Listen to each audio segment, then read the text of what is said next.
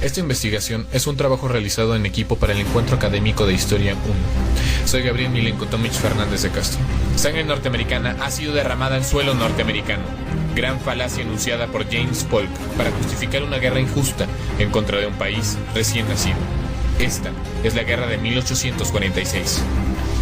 Tras la negativa de nuestro país de vender los territorios de Nuevo México, parte de Sonora y Alta California, y después de que Texas independiente aceptase unirse a territorio norteamericano, aún existía una pregunta: ¿cuál era la frontera de Texas? México sostenía que el límite era hasta el río Nueces. Por su parte, Estados Unidos afirmaba que era el río Bravo. El pretexto era claro y la intención ambiciosa. Con esto, James Polk veía una oportunidad para apoderarse del territorio mexicano. Pero el Congreso y el pueblo norteamericanos no estaban de acuerdo. Aunado a ello, el destino manifiesto, que en pocas palabras expresaba el deber divino de los norteamericanos de civilizar y proteger la libertad y el autogobierno de los pueblos, instigó a la gente a financiar la guerra. Esta se detonó cuando tropas norteamericanas se establecieron en el territorio en disputa entre los ríos Bravo y Nueces, por orden de James Polk, como parte de una estrategia que conllevaría la guerra. El 8 de mayo de 1846, favorecida por su buena artillería, Norteamérica gana la primera batalla en Palo Alto. Al día siguiente, el general mexicano Mariano Arista fue sorprendido por el ejército norteamericano, obteniendo nuevamente la victoria. 4 días después, Polk nos declara la guerra, respaldado por su pueblo y el Congreso, con su famoso discurso: sangre norteamericana ha sido derramada en suelo norteamericano. No fue hasta el 7 de julio cuando México respondió, pero ya era demasiado tarde. Estados Unidos ya había ocupado y asegurado parte de los territorios de Alta California y Nuevo México, y se dispuso a preparar una ofensiva mucho mayor. Al mando del general Taylor, continuaron su avance sobre territorio mexicano, confrontándose ambos ejércitos en numerosas batallas, como la de la ciudad de Monterrey, o una de las más relevantes de la campaña del norte, la Batalla de la Angostura, que tuvo lugar en las cercanías de Saltillo, Coahuila, entre el 22 y el 23 de febrero de 1847. En esta, ninguno de los dos ejércitos salió victorioso, puesto que ambos se retiraron.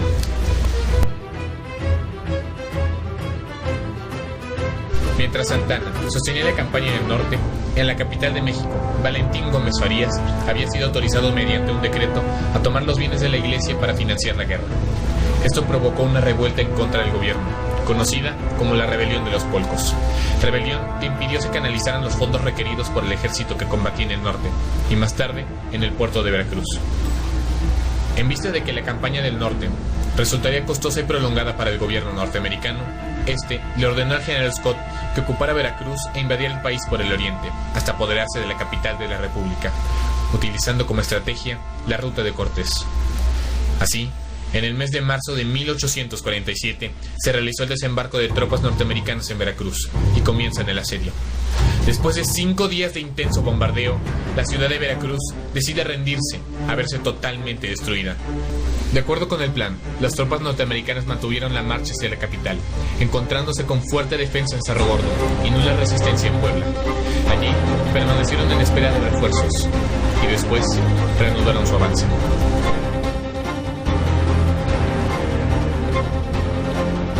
Una vez que llegaron a la Ciudad de México, se percataron de que nuestras defensas eran insuficientes, pero en vez de caer directamente sobre la ciudad, dieron un rodeo, llegando a Padierna y a Churubusco, donde después de una tenaz resistencia, el general Anaya dice su famosa frase: si hubiera parque, usted no estaría aquí. Estas batallas provocaron el desgaste de los estadounidenses, y ello los orilló a pedir una tregua con los defensores, permitiéndoles entrar a la ciudad para reabastecerse de provisiones con el permiso de Santana, quien pensaba utilizar esta tregua para concluir la defensa de lo que quedaba de la ciudad. Los norteamericanos pensaban aprovechar la tregua para iniciar negociaciones con el gobierno mexicano, mismas que no prosperaron, por las altas exigencias del invasor y el pésimo papel que desempeñó Santana. Debido a todo esto, los invasores, abastecidos y descansados, reanudaron las hostilidades. El 8 de septiembre cayó Molino del Rey, después de una aguerrida defensa. No menos difícil fue la toma del castillo de Chapultepec, que después de un previo e intenso bombardeo, el 13 de septiembre sucumbe ante el avance de las numerosas tropas enemigas, destacando la muy reconocida defensa ejercida por los alumnos del heroico colegio militar.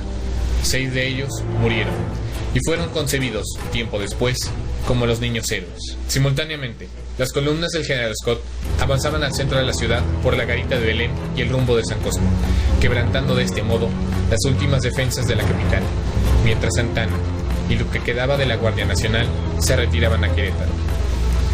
A pesar de la resistencia civil de los mexicanos, las fuerzas invasoras entraron al Zócalo e izaron su bandera en el Palacio Nacional el 14 de septiembre. Tras este suceso, el pueblo mexicano, indignado, abrió fuego desde las azoteas de los edificios, causando bajas en el ejército invasor. La población civil vivió no solo la humillación de ver ondear la bandera estadounidense el 16 de septiembre, sino también el trato despótico de los norteamericanos y los castigos ejemplares para aquellos que se rebelaran. Tras varias negociaciones, el gobierno mexicano, tratando de salvar la mayor parte del territorio nacional, terminó firmando los tratados de Guadalupe Hidalgo el 2 de febrero de 1848, legalizando así el despojo de más de la mitad del territorio, cediendo Nuevo México, Alta California, parte de Sonora, así como la frontera de Texas hasta el río Bravo, recibiendo a cambio 15 millones de pesos. Solamente se logró salvar los territorios de Baja California y el istmo de Tehuantepec. Hemos llegado a la conclusión de que la pérdida de más de la mitad de nuestro territorio se debió a que México no estaba preparado para la guerra, a la falta de recursos, a las rivalidades políticas nacionales, a la ineptitud de nuestros gobernantes, pero sobre todo a la ambición desmedida del país del norte por poseer un trozo de nuestra nación. Aún ahora, en el marco de los festejos del bicentenario de la independencia nacional, el sentimiento de mutilación de aquella época sigue latente. Ahora, sus ofensivas ya no son militares, sino comerciales. Si bien su ambición no es territorial, quieren ser dueños de nuestra identidad y nuestro orgullo como mexicanos. Solo nos queda fomentar y expandir el espíritu nacionalista que vive en todos y cada uno de nosotros. Gracias.